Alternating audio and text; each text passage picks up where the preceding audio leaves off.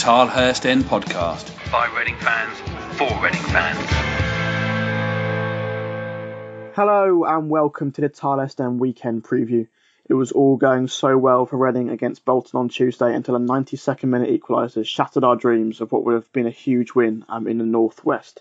Now, via a deadline day exodus, the Royals host Aston Villa as the fight for survival continues. My name is Olly Allen, your host for today's show, and I'm pleased to say that I'm joined once again by the Wokingham paper's Tom Crocker. How's it going, Tom? Yeah, not too bad, thank you. I think we just about recovered from another fairly busy deadline day, but yeah, luckily it's just all on focus on the games again now. Indeed, a frantic transfer deadline day for Reading yesterday in terms of outgoings. Leandro Bacuna, David Myler and Mark McNulty all departing the club, either on permanent or loan deals. For a full in-depth discussion on all of the transfer business, please do go and watch the live show that Dan Wimbush, Mark Mayo and Becca White did over on the Tilehurst End Facebook page yesterday evening. I think it should be going up on YouTube at some point as well, so we won't touch on it too much in this show. I think we'll talk about some of the deals in the context of sort of the team selection in the third part of the show.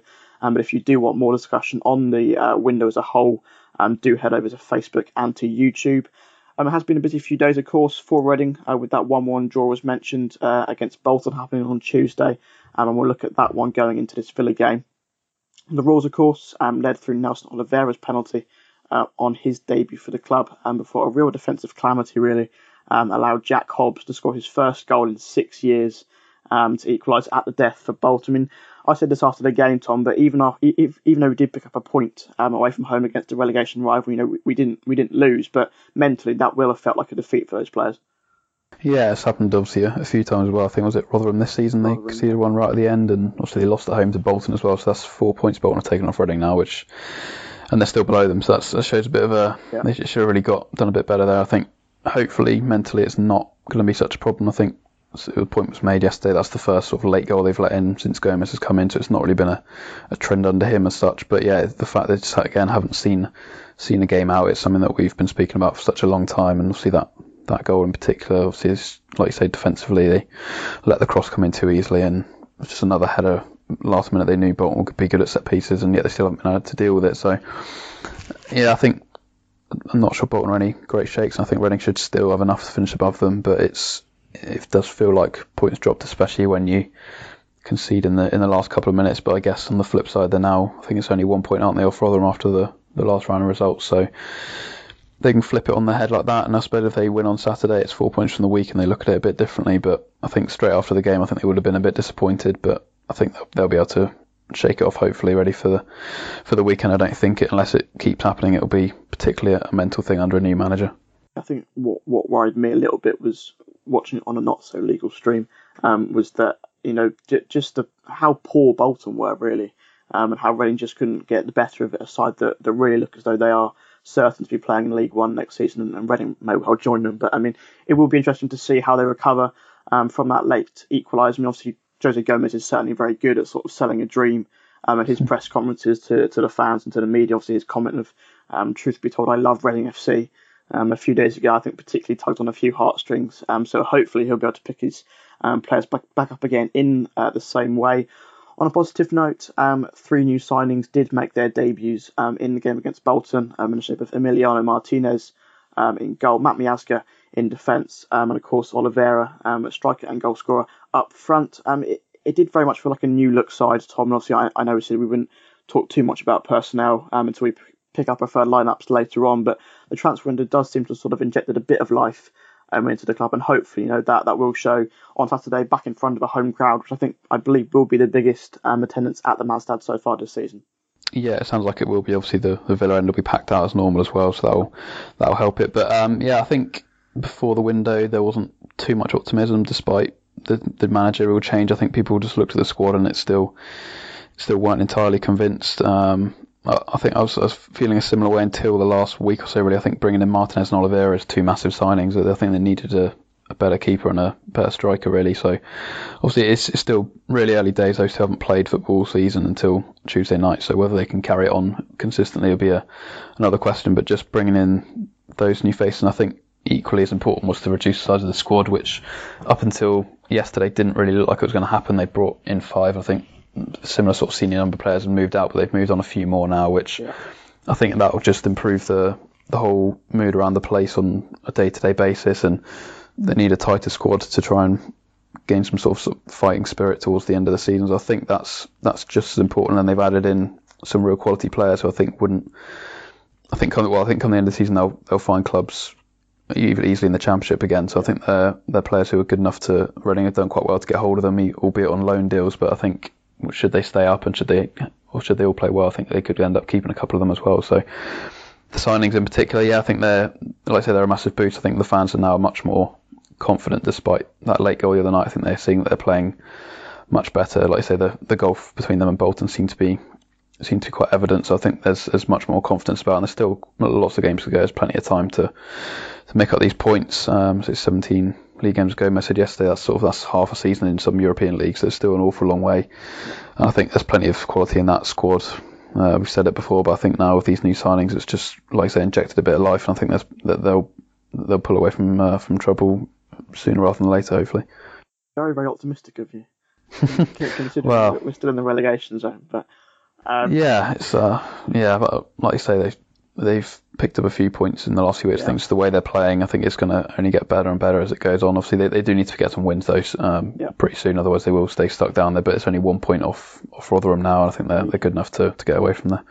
Looking at Aston Villa then, who Reading drew 1-1 with, of course, back in August, thanks to Sam Bullock's late penalty. They're currently 10th in the Championship table and 4 points off the playoffs. I mean, it always seems as if teams are in pretty bad form when they face Reading, but Villa are going through a bit of a rocky patch at the moment, with just 2 wins in 9 league games going into this one. They lost in the FA Cup as well, but they did beat Ipswich last weekend.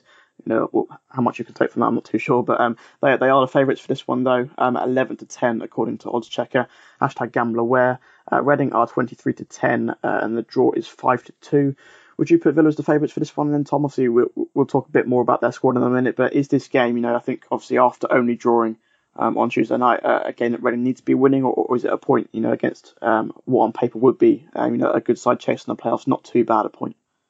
Yeah, I don't think it's quite must win. Obviously, it was looked at that on Tuesday, but I don't think we're at a stage just yet where if they don't win a game, it's all doom and gloom. I think they've got to try and keep building on these performances, and I think the results will eventually come. Villa, you can see why they've been made favourites, especially from the outside looking in. Like I say, they're up pushing towards the playoffs and Reading are in the relegation zone, so it makes perfect sense from that point of view. But 2 wins in 10 in all competitions is far from a great record. I think Reading won this game last season as well, if I remember rightly. Yep, 2-1. Yeah, so there's no reason why they can't win it. I think obviously Villa have got a decent squad themselves, and that they'll come here thinking with the good fan base and thinking they can do a job over it. So you'd probably say that until Reading do start winning games, these sort of games, Villa will still be the favourite for it. But there's, like I say, that so many games in this Championship is so similar. I think Reading have got more than enough to get at least a point. But I still think Villa will push up towards the playoffs towards the end of the season. Dean Smith's a good manager, and I'm sure he's got his transfer windows closed and got his squad in place. I think they'll pick up again, but hopefully after the weekend rather than on Saturday. The bizarre thing about Villa is that they've scored the third most goals in the Championship. Only West Brom and Norwich have scored more. Villa scored 53 goals, this season. The majority of those coming from Tammy Abraham, who I think is the league's top scorer, with 19 goals in 23 games, which is a fantastic record, really. And obviously, he played in the Premier League last season with Swansea and couldn't quite cut it, but you would imagine that he is destined to play in a top flight one day. They've actually only failed to score in 2 games this season, so the chances of a clean sheet for Reading seem pretty unlikely.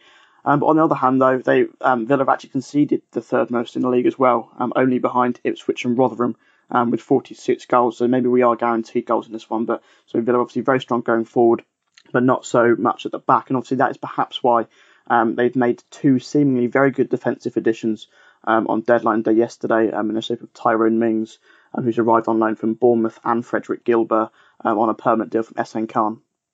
Yeah, I think he might have been loaned back out again, but the second guy. But yeah, Mings is a good signing at this level. It didn't quite work for him at Bournemouth through injury, really. But yeah, lots of clubs wanted Mings, and I think he'll slot right in. But Gomez pretty much had the same thing yesterday. They're so good going forward. They're so dangerous in terms of their pace and their ability to score from outside the box. He said that they've been missing Grealish through injury, so I'm not sure if he's back yet. He's missed quite a lot in the last few games, so hopefully for Reading's sake he's still not available. But they've got plenty going forwards, and like Gomez said, there's gonna every team's got their weak point, and I think by that he clearly meant their defence. Like you say, they've only conceded only two teams to let in more than them, so I think there'll be plenty of chances and probably plenty of goals as well. And it's whether Reading can put the ball in the net. They seem to create quite a lot of chances recently, but nobody's been able to score it. So as long as Oliveira's in the team, I think they'll be a bit more confident of doing that. But yeah, I think there'll be plenty of goals. Should be a really exciting game, which will warm the crowd up a bit, and it should be I think Reading can fancy that they can get out this Villa defence. But like I say, a clean sheet. I don't really see a clean sheet either for Reading tomorrow. I think Tyrone Mings actually might have been someone that would have been a good signing for Reading. I think some people were looking for a left back, and Mings can play there. But yeah, I have just checked. Guilbert has been sent back on loan to SM Cards, so that shows how much I know about Villa. But to find out from someone who does know a lot about Villa, that seamless link there, is now time for the view from the town end with my chat with a Villa fan. The view from the town end. What the opposition think. View from the town end time now, and with Reading hosting Aston Villa on Saturday. This week I'm joined by Villa fan James Rushton from the 7,500 to Holte blog. How's it going, James? Oh, good, Ollie. It's good to be back on. Good to be speaking all things Villa as we face each other once more. Indeed, on the weekend. Indeed, I mean I'm sorry to say actually, but I think for both clubs it's looking a lot worse than it was last time we spoke. To be honest with you, we spoke before that game back in August, very early on in the season, and that game ended 1-1, with Sam Baldock scoring a late penalty to get the draw for Reading. I mean, obviously, how has the season gone for you guys since then? Obviously, there's been a change of manager, which we'll move on to in just a minute. But that result back then in August saw you move up to 4th in the table. Now you're down in 10th and 4 points off the playoffs. Why is the drop off? I think key players have went in and out of form quite sporadically. Okay. There's been key injuries. I mean, we missed Jack Grealish, but also we've lost our goalkeeper, Olly Allen. So there's some movement at the back. Axel Tuanzebe, of course, has probably been our best centre-back all season, and he will be out for this match. He's been out since probably early December. So we lost a lot of good players at the same time. I think the Reading result earlier in the season was more reflective of our kind of yo-yo ability under Steve Bruce. Mm-hmm. And we haven't really moved away from that. I think we've got a really unbalanced squad. And we've got a great squad. I think most teams in the Championship will probably be jealous of a few of our players, and probably the privilege we're in. But it's heavily unbalanced. I think we aren't able to play the way our new manager, Dean Smith, probably wants to. And we're caught out with the high line. But I think he's a man of his word. He's stubborn and he'll stick to his philosophy. So I think there's a few issues there, and maybe this season's a little bit of a write-off in the best possible way, of course. Okay.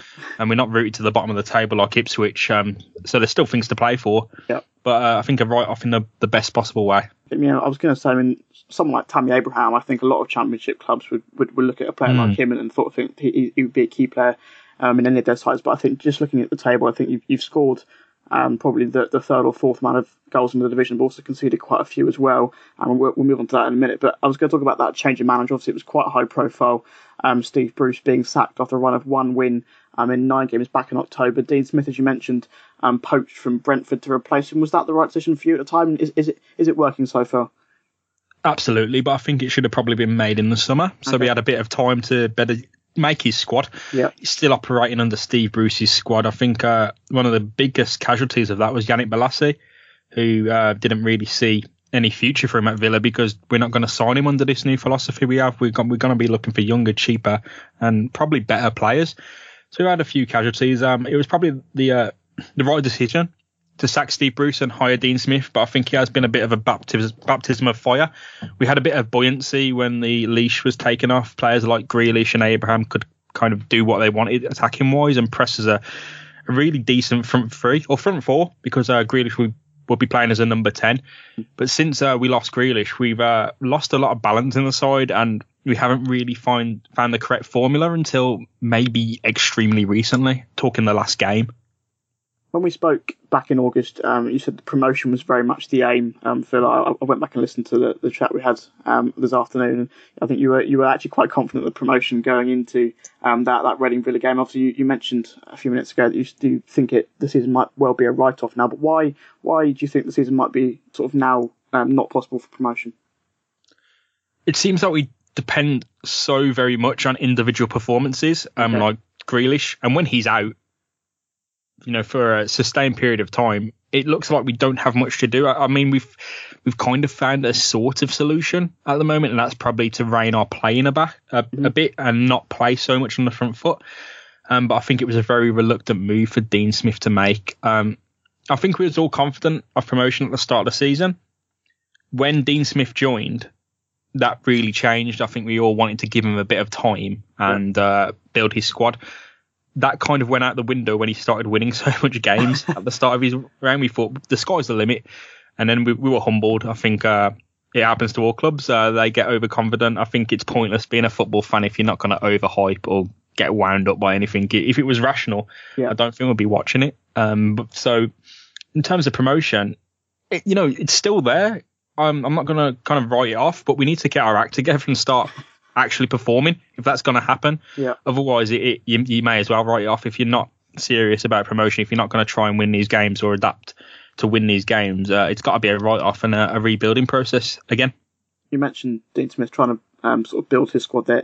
What's the transfer window this month sort of look like for you? I mean, from the outside it's looked pretty quiet, I think. We don't really know what we want. I think there was kind of we definitely need a centre back. Okay. And that's something we've pursued. We brought in Courtney Howes from Wolverhampton Wanderers on loan. Yep. He's played about 10 minutes of football for us so far. We went in for Chris Metham, who of course moved in a decent transfer move to Bournemouth, and of course he's going to turn us down because it's Bournemouth, Eddie Howe, and Premier League football. Villa actually offered more money, which I find unbelievable at this stage. But there you go.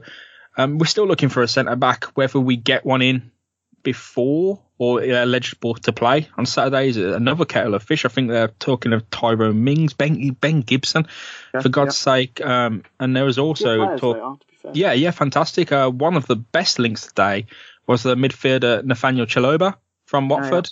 Formerly of Reading on loan, actually.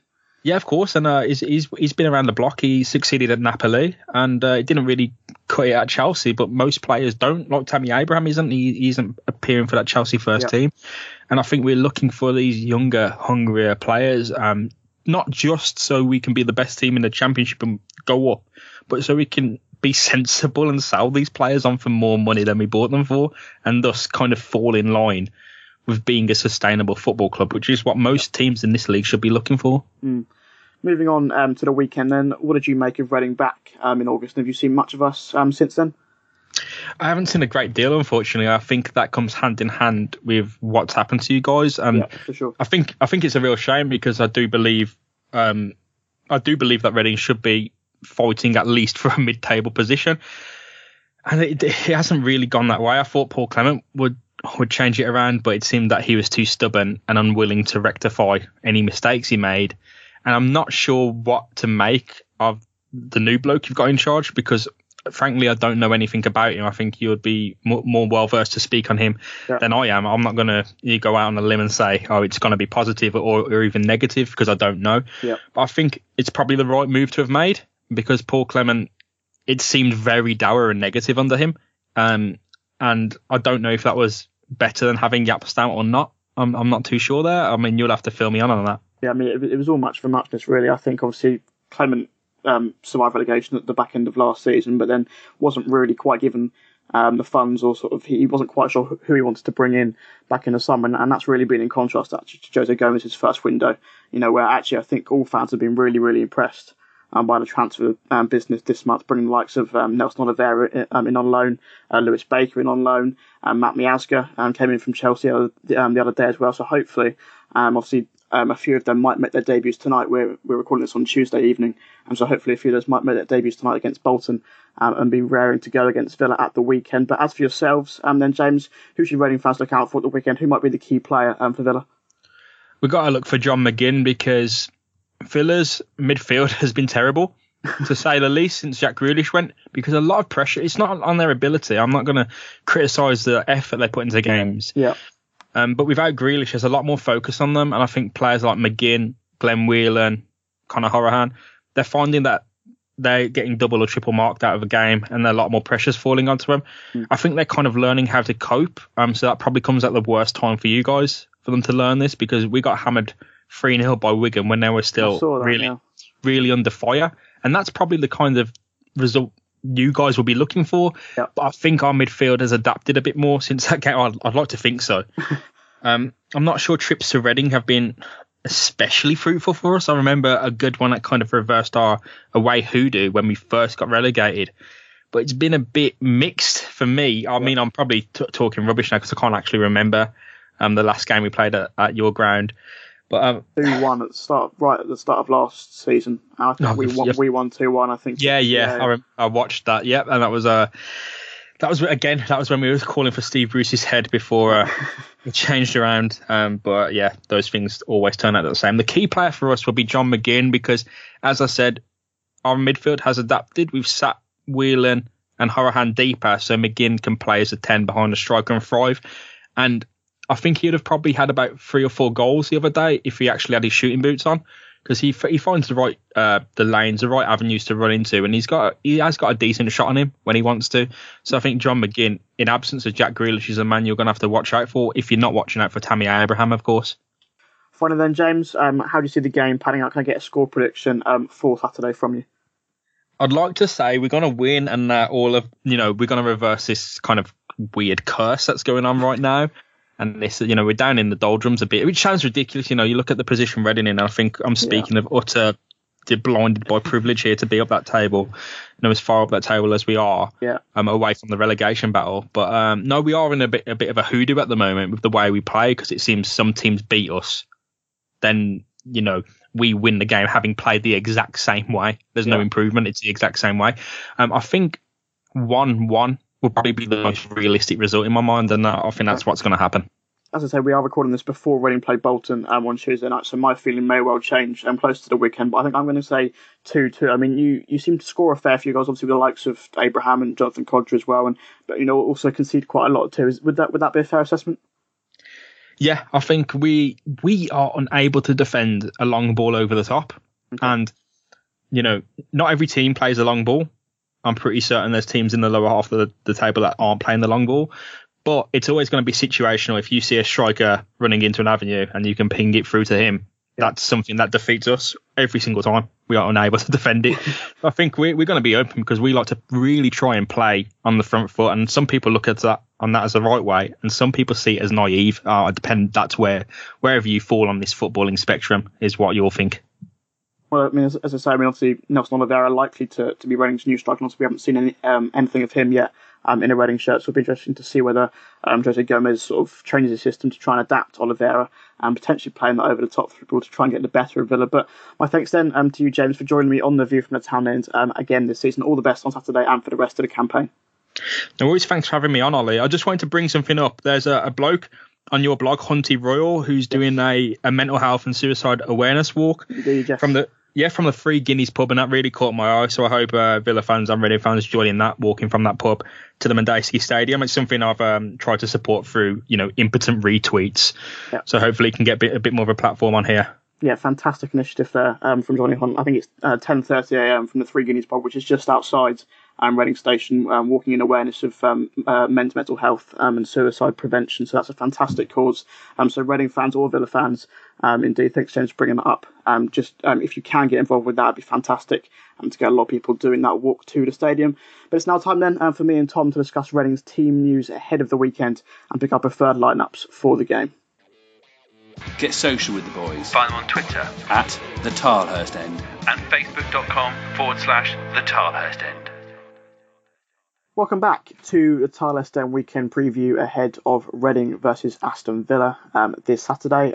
Team news-wise, Tom, obviously as well as deadline day yesterday, Jose Gomez did hold a press conference at Hogwood ahead of the Villa game. Did he provide any insight into which players would and wouldn't be available for the weekend? Not personally, but we got a sort of medical report, which is a new addition. But yeah, so we've got a bit of an update on some of them. I suppose the one most people will want to know about is Oliveira, who had a sort of a minor muscular problem. I think he was due to have an assessment yesterday, but they're hopeful he's going to be fine for Saturday. Gomez said he's getting better every day, so he's hoping by Saturday he'll be fine to go again.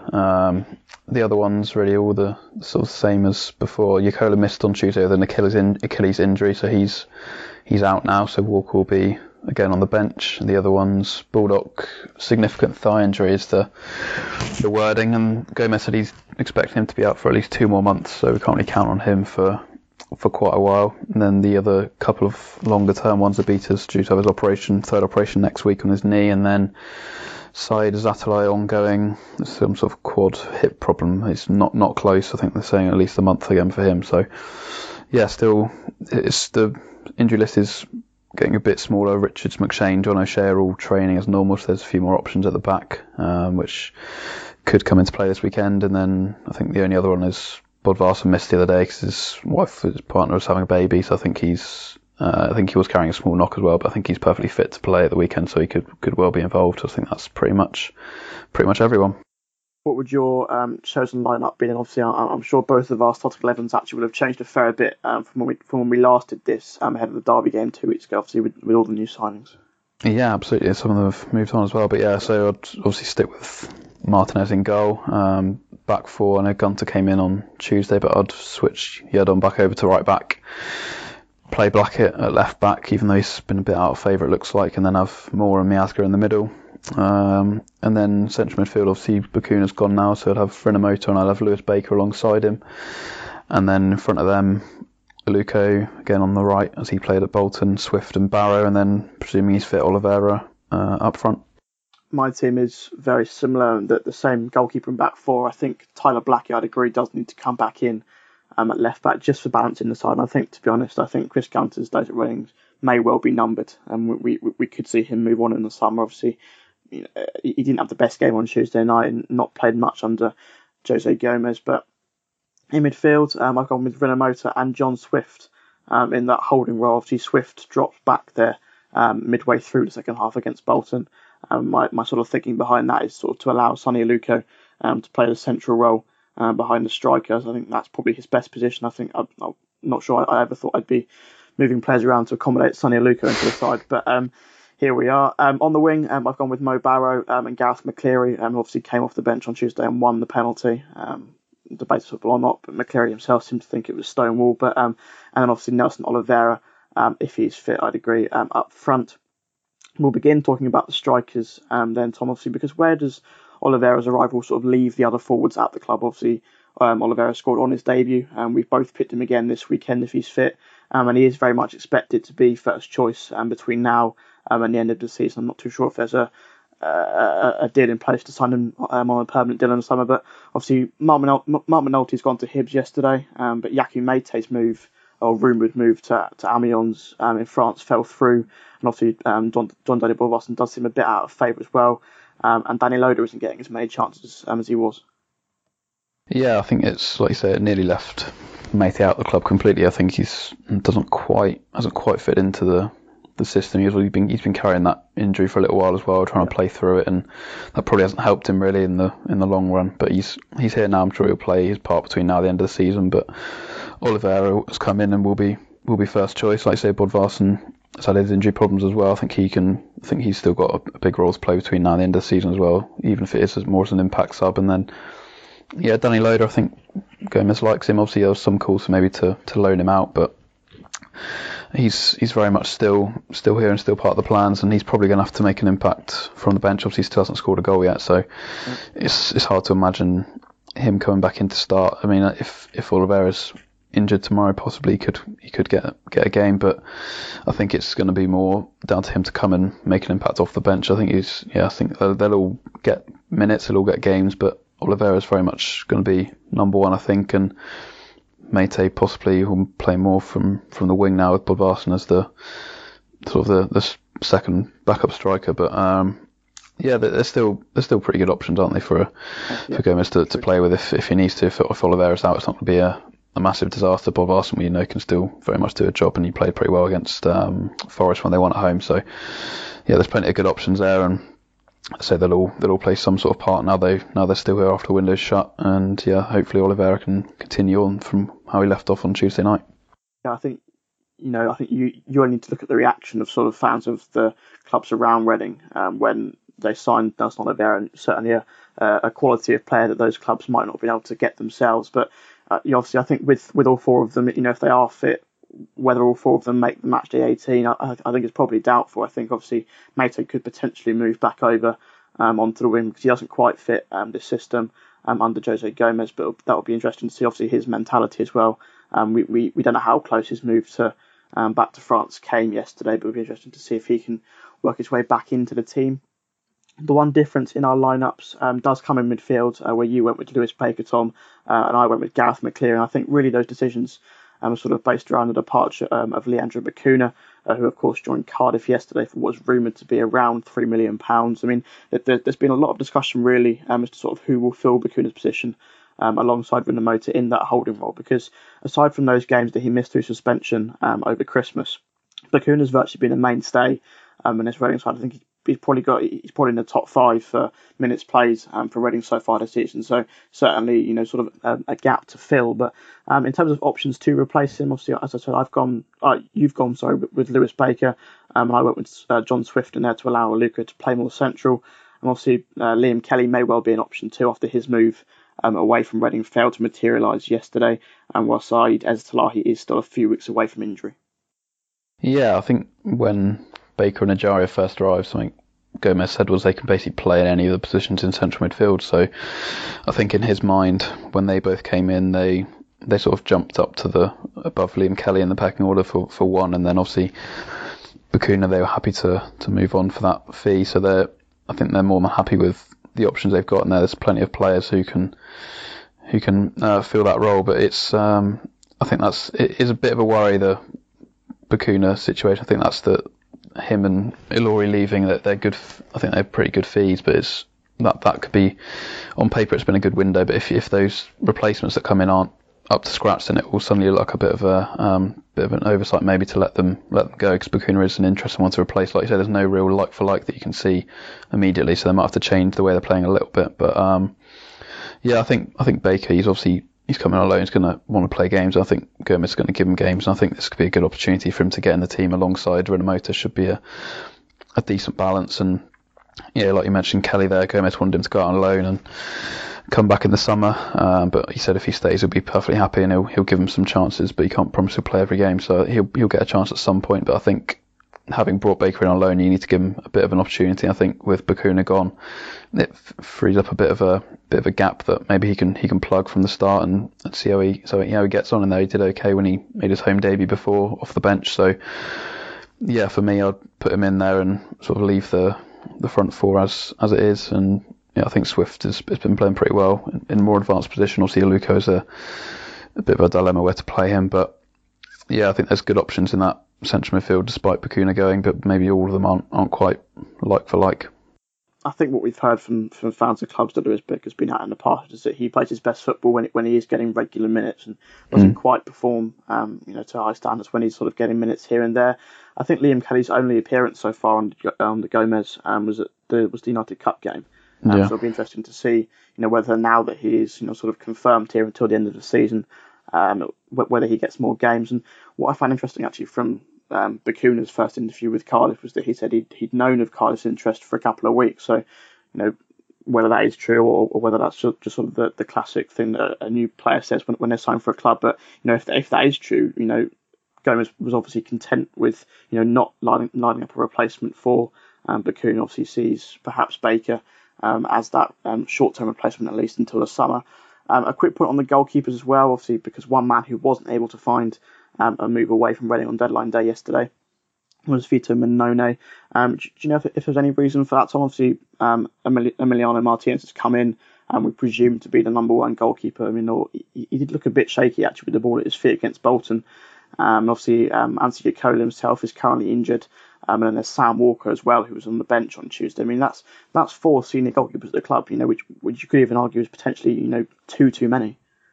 Yeah, I mean, I think possibly the severity of Ukola's injury might have been why possibly Walker stayed around. I don't think Mannone is close to being involved in the first team squad, even with Ukola being out. So it's certainly an interesting one. Clearly, if he could have found a club, I think he would have moved on, because it's been made pretty clear that he's not part of the plans. So, possibly that they might revise that if now the window's shut. But I know there's some sort of rumour going around that maybe he's sort of going to leave as contractor or whatever, but I don't think there's any truth in that at the moment, as I understand it. So he's here, and the other three senior keepers, like I say, are all still here, which is a lot of keepers to be carrying around on the books. So I think Mannone, I think he's got another year on his deal after this. So in the summer, he's going to probably have to look to move on again, presuming everything is still as it is in terms of management and what have you here. So I think, it was a bit of a surprise that he didn't move on. I think obviously he's probably on decent wages, which might have put a few clubs off possibly, but you would have maybe thought they could try and work a loan deal like they have done with Myler and Rinaldi. But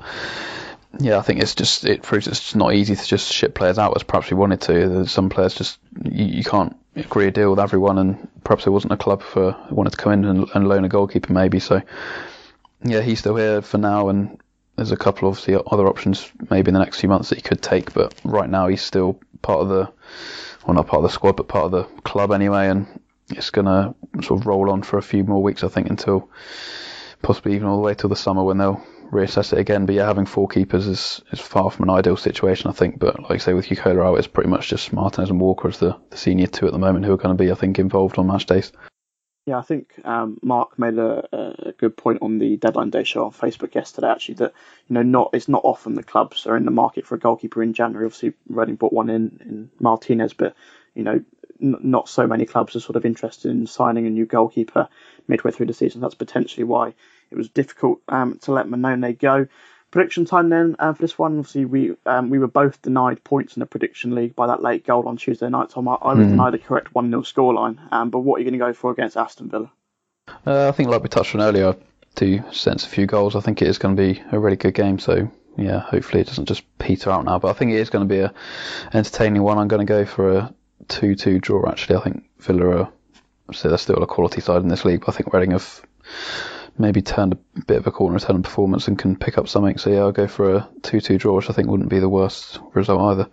That's actually exactly what I was going to say. Yeah. There we go. I've same thinking as you. I'm counting on there being, Villa conceding a lot and scoring a lot, and Reading not being so good at keeping clean sheets, and hopefully Oliveira fit bags a goal. And obviously, I'm saying now it'll probably be 0-0 now, but I think just give me a Nelson Oliveira goal and I'll be happy, because he must have scored 2 or 3 goals at Mazdad now, so it'll be nice to see him score one in the blue and white hoops for once. Yeah, and Martinez let in 5 last time he played at the Mazdad, so he's promised he won't do that again. So we'll and he's also promised he's very good with the ball at his feet, so hopefully there'll be no calamities and they lose 5-0. But it's like I say, Oliveira is I think a really good signing, and fingers crossed this injury isn't too serious, because if it is, I think that'll be a massive blow to everyone's confidence-wise if they have to then go back to how it was before. I think that putting the ball in the net's been the biggest problem, and he seems to be like the potential answer. So yeah, I think everyone's looking forward to seeing him, and sort of it feels like it's been quite a while since they last played at Medeski. It's going to be a pretty new look lineup really. So the excitement is certainly high considering the position they're in the league, and if they can pick up another point, I think that could be enough to move them out the bottom 3. I think Mill will play in Rotherham, aren't they, this weekend as well? So not too sure what we want there, but yeah, I think everyone's fairly positive again going into a home game, which has been a rarity the last couple of years. The Jose Gomez effect. Well, yeah, exactly. With his salesman technique and his interview, I think that's what it's down to. But hopefully Mark Mayo will have a Nelson Oliveira goal and a Reading win, and a clean sheet hopefully as well to look back on the main show that should be in your podcast feeds either on the Sunday or early next week. So look out for that one. Following that, myself and Tom will be back here on the weekend preview podcast this time next week to look ahead to Reading's visit to Sheffield Wednesday in what will be Steve Bruce's first home game in charge of the Owls. Up on the website at the moment, thetilehurst10.com, there's all of our coverage from transfer deadline day on all of the confirmed moves and a couple of opinion pieces as well, I think including one that should go up today on Friday. I don't think it's up yet, but it should be up at some point from Tyler's Ten editor Simeon Pickup on sort of the winners and losers at Reading from the January transfer window. On a similar note, Tom, what can we look forward to on the working paper in the next week or so? Yeah, so like you say, there's sort of similar to you, sort of the deadline day, what happened and what didn't happen, if you like, and then we've also spoke with, like I say, there was a normal press conference which sort of got forgotten about a little bit yesterday, so that'll get pushed a bit more today from Gomez, and we spoke with Emi Martinez as well, so good stuff from those two will be up. And then the game obviously tomorrow, weather permitting. I think as far as I'm aware at the moment it's all fine and set to carry on as normal, so that'll be tomorrow on the website, and then like I say, back here next Thursday. So that's on Wokingham.today and at Tom J Crocker on Twitter. Fantastic stuff. I think obviously that press conference did go a little bit under the radar yesterday because of deadline day, but there was some really interesting stuff actually from Gomez. He seems to be very open and honest in his interviews. So go and check that out over on Twitter and on the Wokingham paper. Also for me to say then, Tom, is thank you very much for joining me on the Tilehurst Weekend preview as ever this week. No problem. Thanks, Ollie. And as always, a big thank you to you at home as well for listening. Get down to the Manstad on Saturday, back this new look team, and hopefully we'll get the 3 points to take us out of the relegation zone. Come on, you Oz. The Tilehurst End Podcast. By Reading fans, for Reading fans.